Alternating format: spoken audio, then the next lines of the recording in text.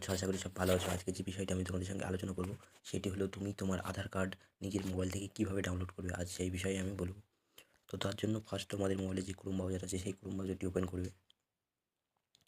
এখানে Chrome browser open করার পর জাস্ট এখানে লিখে দেবে আধার কার্ড বলে লিখে দেবে, নাহলে ইউআইডিআই ওয়েবসাইটটি তুমি লিখে দিতে পারো। তো এখানে জাস্ট আধার কার্ড বলে লিখে দেবে। এখানে আধার কার্ড লেখার পর একটু নিচের দিকে আসবে, তারপরে ইউআইডিআই এর যে ওয়েবসাইটটি আছে ওই ওয়েবসাইটটাকে ক্লিক করবে। তারপরে এখানে তোমাদের যে ভাষা ইংলিশ বাংলা যাই হোক সিলেক্ট করবে, আমি ইংলিশ সিলেক্ট করে দেখাচ্ছি। তারপর একটু নিচের দিকে স্ক্রল করবে। নিচের দিকে স্ক্রল করলে এখানে একটি অপশান দেখতে পাবে, ডাউনলোড আধার।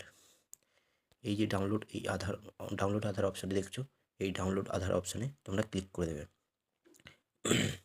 এখানে ক্লিক করলে তোমাদের সামনে আরেকটি উইন্ডোজ শো হবে। এখানে তোমরা কন্টিনিউ ওয়েবে ক্লিক করবে।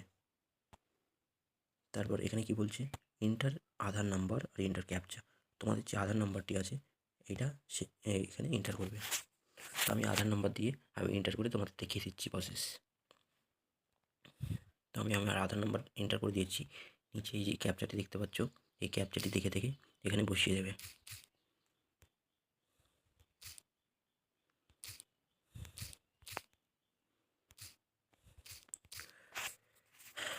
আধার নাম্বার আর ক্যাপচা বসানোর পর এখানে জাস্ট নিচের দিকে দেখছো সেন্ড ওটিপি বলে যে অপশানটি আছে ওটাতে ক্লিক করবে।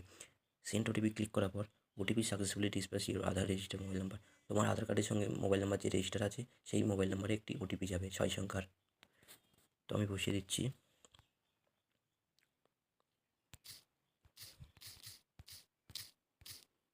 তারপর ভেরিফাই অ্যান্ড ডাউনলোডে ক্লিক করবে।